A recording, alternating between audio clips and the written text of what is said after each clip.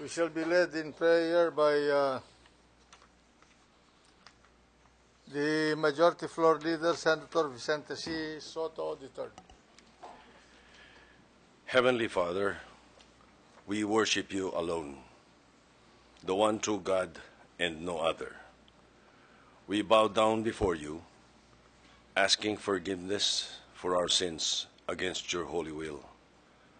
Lord, we ask for your divine protection upon our land, and let no harm befall us as we perform our responsibilities and duties for our beloved Philippines. All these we plead through the precious blood of your Son, our Lord Jesus Christ. Thank you, Father God, in Jesus' mighty name. Amen. Amen.